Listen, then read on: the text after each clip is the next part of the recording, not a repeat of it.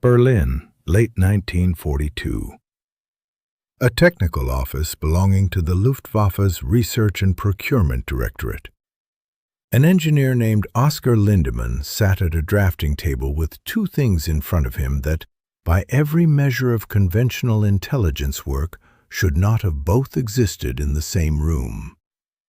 On the left, a stack of detailed engineering drawings, painstakingly reconstructed over nearly a decade by German agents who had run one of the most patient and expensive espionage operations of the pre-war and wartime period, targeting a single American device.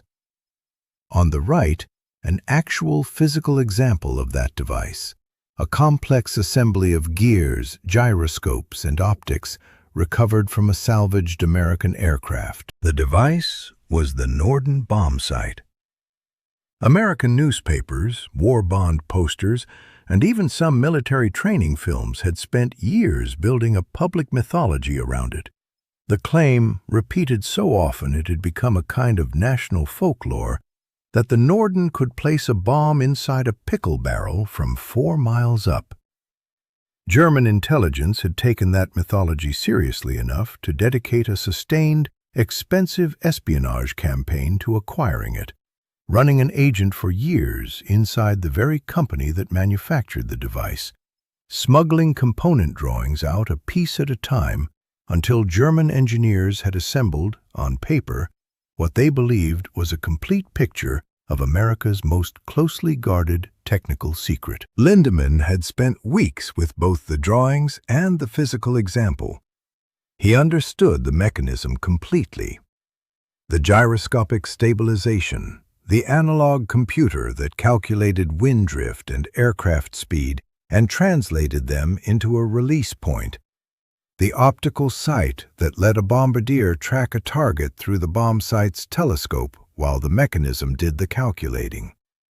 It was, in Lindemann's professional assessment, an excellent piece of precision engineering, comparable, in some respects, to bombsight technology Germany had already developed independently. What troubled Lindemann, what he noted in a report that post-war historians would eventually recover from captured Luftwaffe technical archives, was a question that the stolen blueprints could not answer.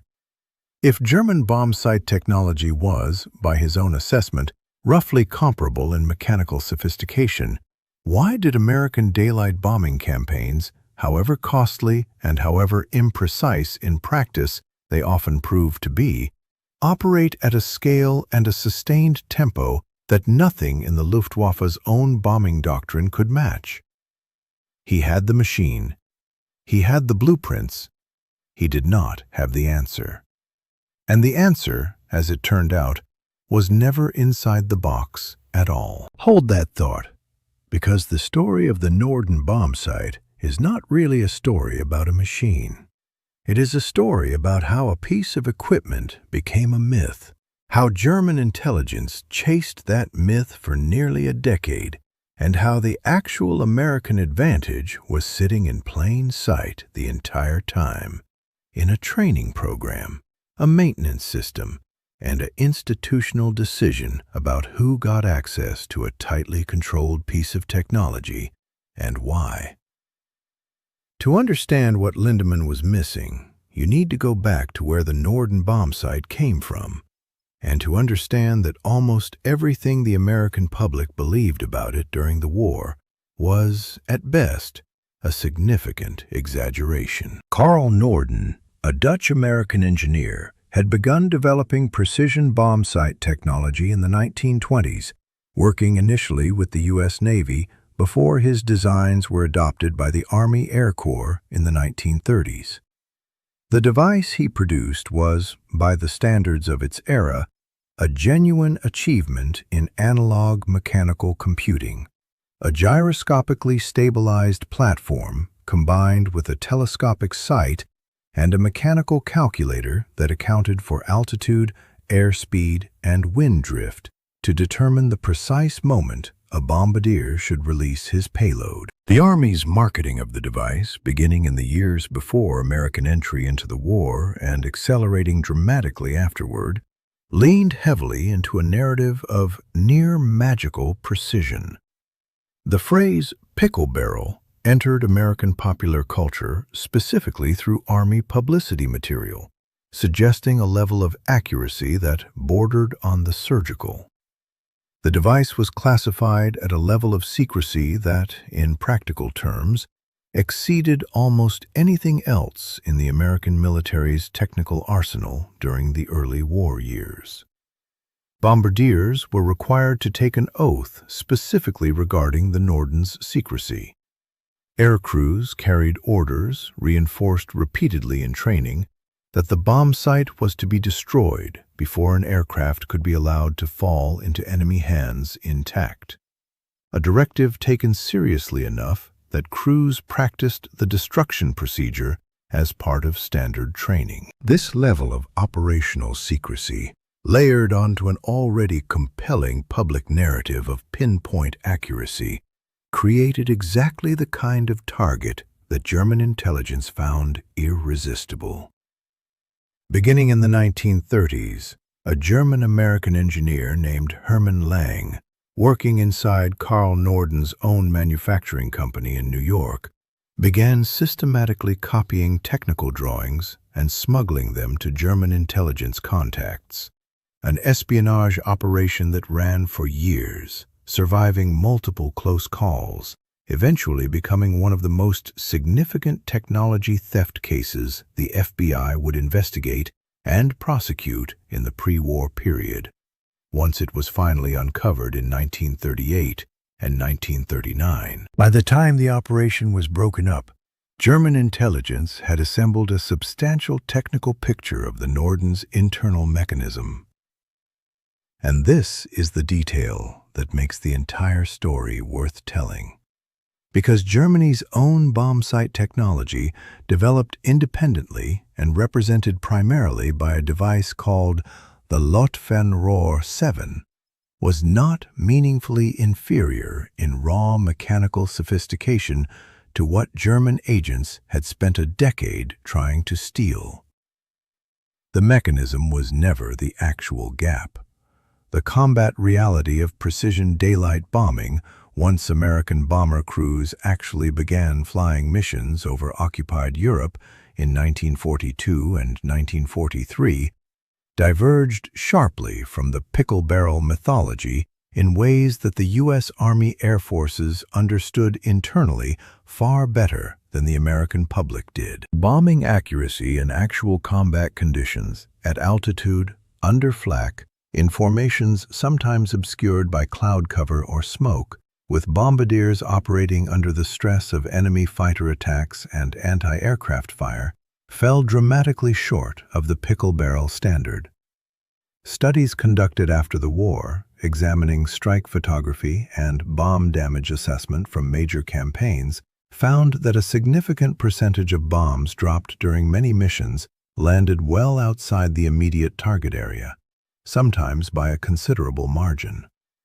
The Norden bombsight, used under ideal test range conditions with no enemy opposition and unlimited time to set up a bomb run, could achieve genuinely impressive accuracy.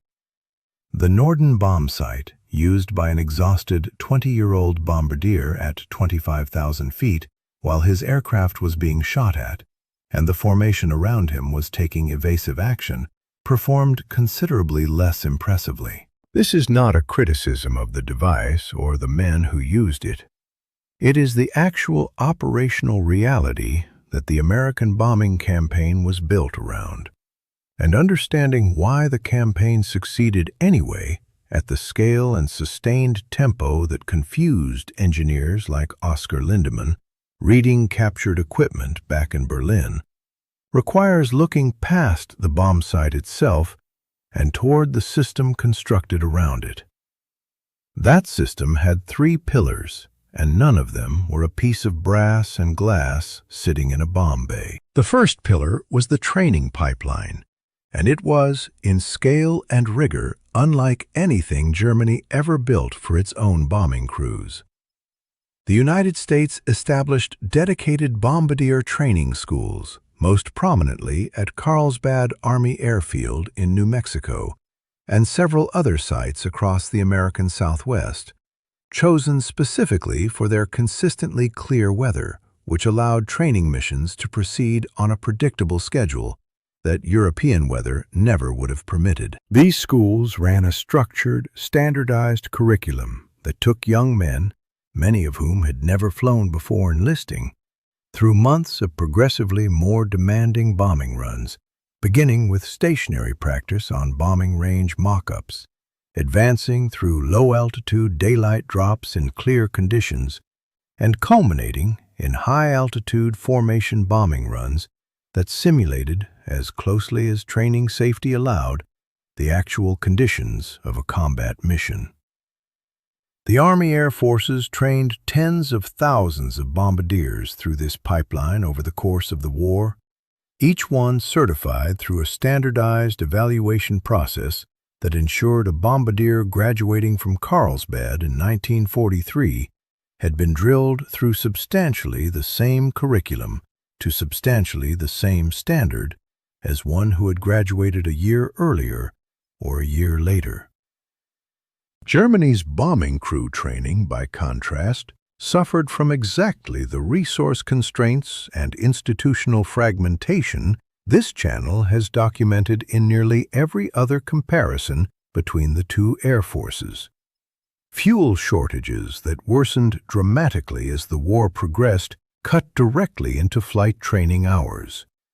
The Luftwaffe's training command structure, particularly after 1942, increasingly diverted resources toward fighter pilot production, as Germany's air defense needs became more urgent than its offensive bombing capability, a reasonable response to Germany's deteriorating strategic position, but one that meant German bomber crews, especially later in the war, often reached operational squadrons with substantially less training than their American counterparts, on a curriculum that was far less standardized across different training units. The second pillar was maintenance.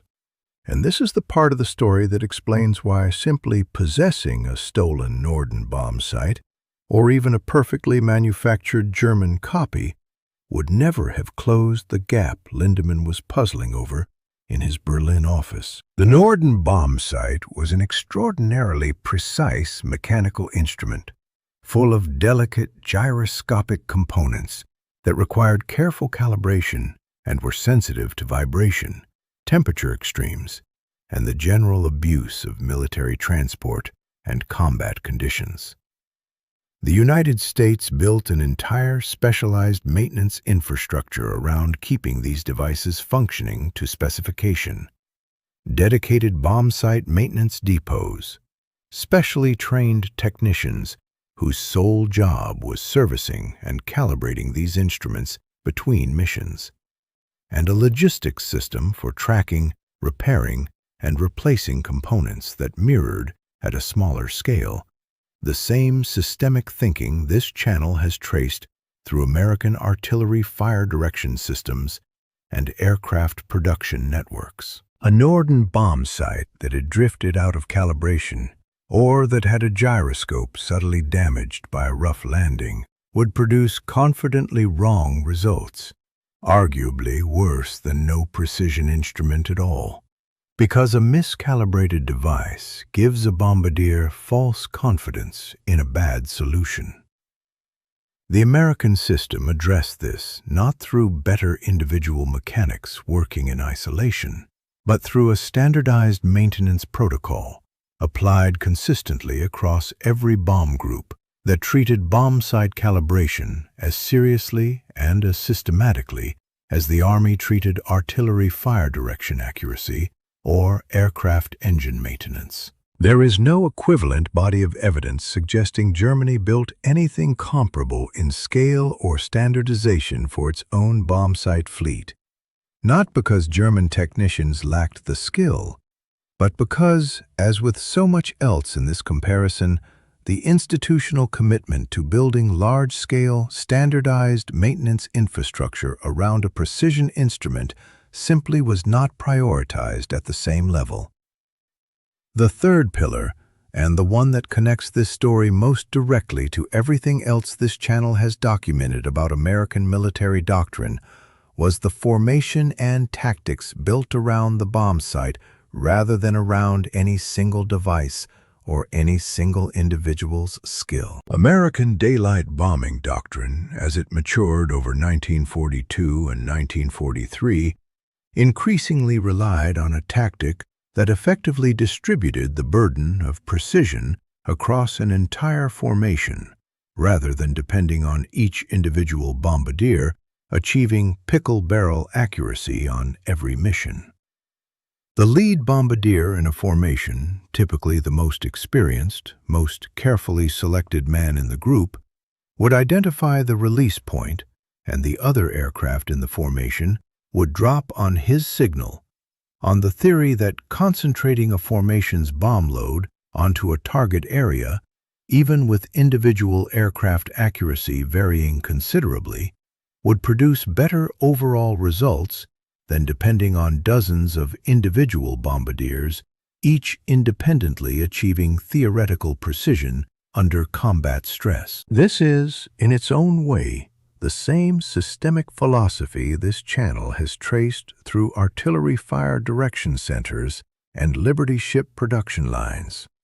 Rather than depending entirely on individual human skill performing at its theoretical maximum under the worst possible conditions, build a system that distributes the critical task across multiple redundant points, so that the failure or imperfection of any single component, one nervous bombardier, one miscalibrated instrument, one moment of human error under fire, does not determine the outcome of the entire mission. The Luftwaffe, struggling with the resource and training constraints already discussed, never developed an equivalent doctrinal framework at the same scale, partly because Germany's bombing campaign, particularly after 1942, was increasingly secondary to its defensive fighter priorities, and partly because the institutional emphasis on standardized, distributed procedure that characterized so much of American military doctrine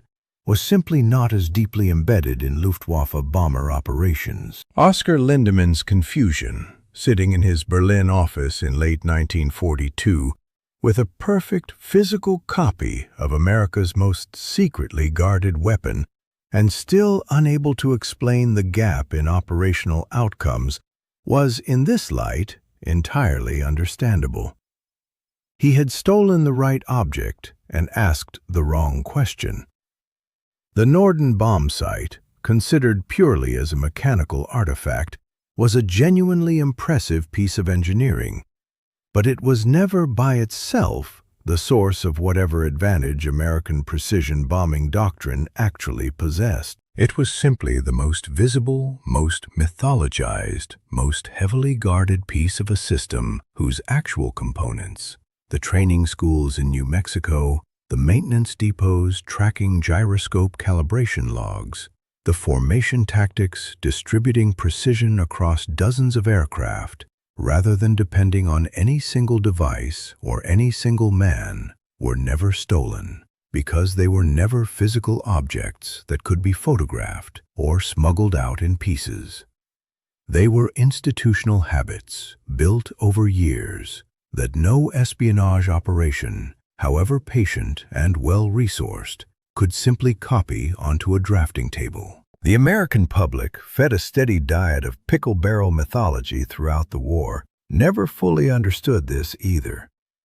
The actual bombing accuracy achieved by American daylight raids over occupied Europe, particularly in the campaign's earlier years, was the subject of considerable internal debate and dissatisfaction within the Army Air Forces itself, debate that occasionally leaked into post-war historical assessments and that, decades later, would lead some historians to characterize the Norden bomb sight's wartime reputation as substantially oversold relative to its actual combat performance. But this reassessment, while accurate as far as the mechanical device itself is concerned, misses the more interesting story underneath it.